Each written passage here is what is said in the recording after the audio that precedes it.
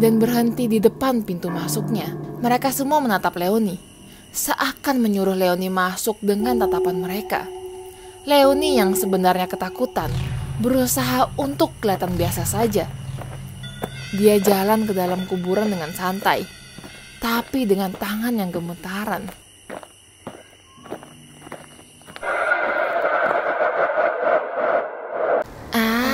Kisah cerita kali ini mengisahkan tentang sebuah tantangan mengerikan yang diberikan kepada seorang anak perempuan.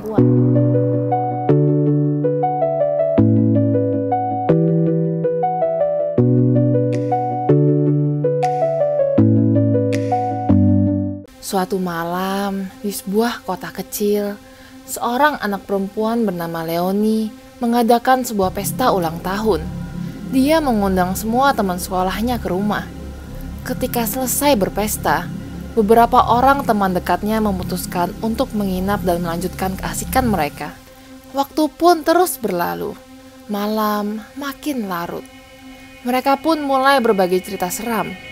Legenda-legenda maupun monster yang berkeliaran di malam hari terlontarkan dari mulut teman-temannya. Salah satu temannya bercerita tentang sebuah legenda penyihir jahat yang dikubur di dekat rumah Leonie.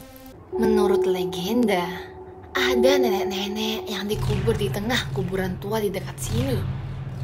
Mereka bilang nenek itu adalah penyihir jahat yang sudah banyak makan korban. Katanya kalau ada yang berdiri di atas kuburannya pas malam-malam gini, penyihir itu bakal menarik orang itu ke neraka bersamanya. Ih, aku gak bakal mau sih deket-deket ke sana kalau udah malam. Ih.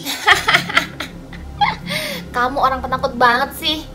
Itu cuma tahayul. Zaman sekarang kok masih percaya yang gitu-gituan. Kayak anak kecil aja. Temannya yang bercerita kesal dan menyindir Leonie. Iya, kamu beraninya cuma ngomong doang di sini. Coba kalau kamu ke kuburannya, pasti beda.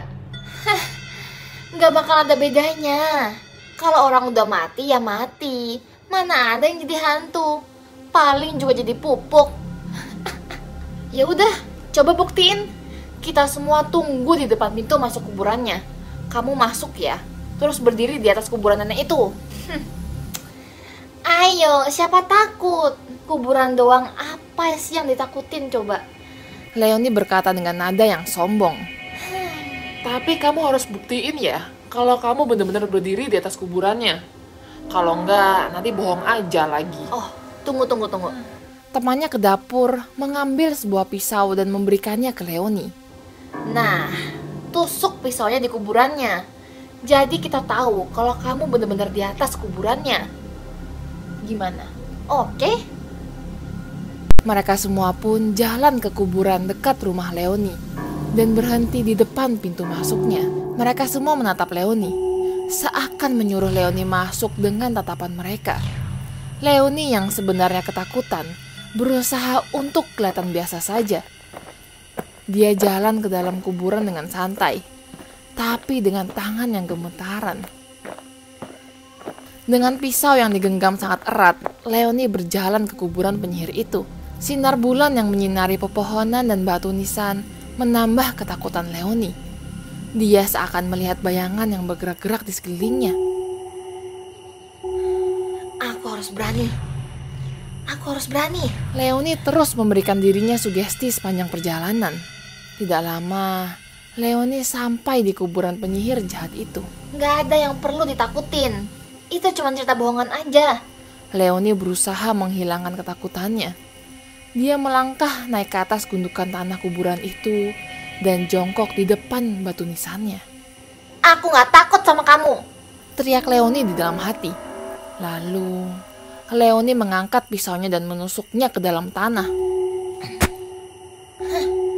Mati kamu penyihir jelek, Leonie berkata sambil nyengir.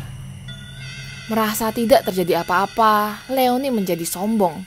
Dia pun berbalik dan mau berjalan balik ke teman-temannya. Tetapi baru selangkah, Leonie berhenti. Dia merasa ada yang menarik roknya. Dia tidak bisa bergerak. Ketakutan serasa merasuk ke jiwanya. Tolong! Leoni berteriak sekeras-kerasnya. Teman-temannya di luar merasa khawatir melihat Leoni tidak kembali-kembali dalam waktu yang cukup lama. Sudah lama banget nih. Iya.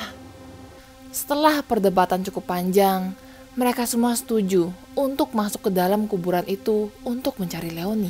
Mereka menemukan Leoni terkapar di atas kuburan penyihir jahat itu.